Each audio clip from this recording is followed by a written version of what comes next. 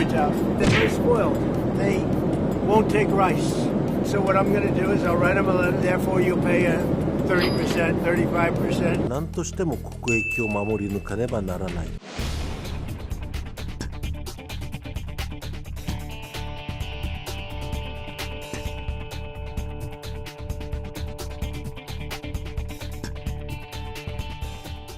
We've dealt with Japan. I'm not sure if we're going to make it. I doubt it with Japan. They're very tough. You have to understand, they're very spoiled. I love Japan. I really like the new Prime Minister. Abe was one of my closest friends. As you know, the new Prime Minister is great. He's a very strong guy. But they and others are so spoiled from having ripped us off for 30, 40 years that it's really hard for them to make a deal. As an example with Japan, they won't take rice. And yet they desperately need rice. You know that. They won't take other products that we have. They need rice so badly, but they won't take rice. I think that was an easy one. On the cars, as you know, they send out millions. We didn't give them one car in 10 years. They won't take any cars, but they'll sell millions of cars. So we told them, sorry, you can't do that. We have a great relationship, great reliance, and really a great sort of a partnership in a way. But on trade, they've been very unfair. And those days are gone. So what I'm going to do is I'll write them a letter, say we thank you very much. We know you can't do the kind of things that we need. And therefore, you'll pay 30%, 35%, or whatever the number is that we determine, because we also have a very big trade deficit with Japan, as you know. And it's very unfair to the American people.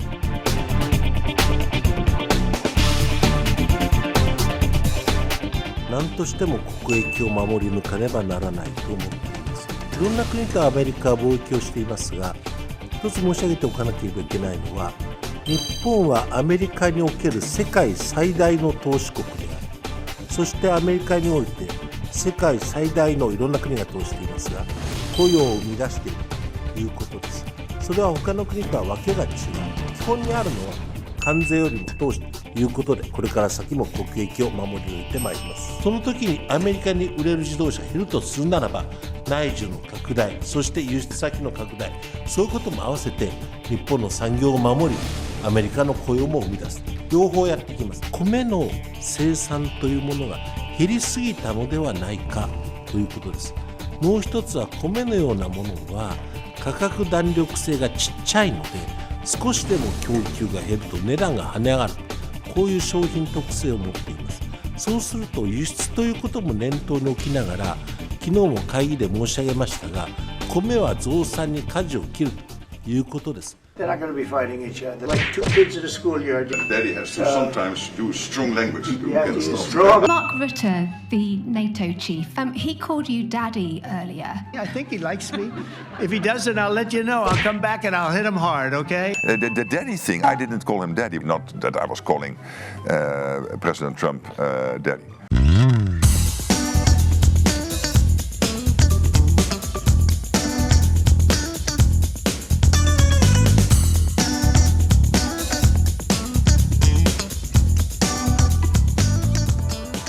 They're not going to be fighting each other. They've had it.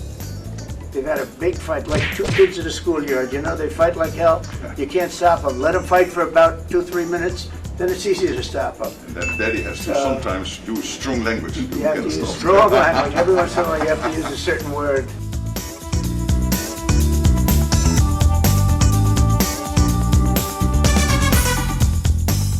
Mark Rutte, the NATO chief, who is your friend, he called you daddy earlier.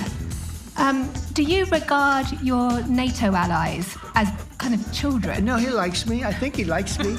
If he doesn't, I'll let you know. I'll come back and I'll hit him hard, okay? No? He did it very affectionate. Daddy, you're my daddy.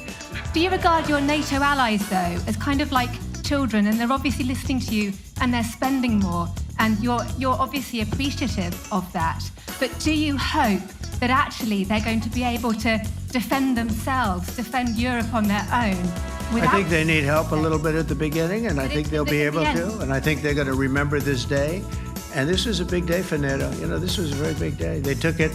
One of the gentlemen said, you know what? We've been trying to raise the rate for 30 years, he said, 20 years, from almost the beginning. And he's been there for a long time. He said, until you came along, it never happened. What you did is amazing. It's been sort of an amazing day.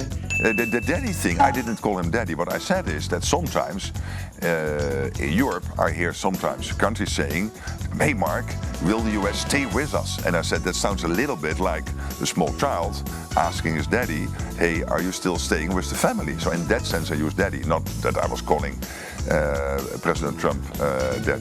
Okay, so does this mean that in a sense the Europeans are growing up now? They will be less the children and the US less the daddies? Yes, they already have grown up, but I think they realized because of Russia, because of this US demand, which is only fair to equalize the spending, that this had to be done and that today had to happen. And it creates a NATO which is so much stronger and more knitted together, the fabric of that organization so much stronger in the future. 公民觉醒，前进桃园。台湾最前线，深入地方到顶行。卓冠廷、吴静怡、王义春、邱明玉、陈柏维、Freak、Young。7月5日晚上8点，台湾最前线在桃园。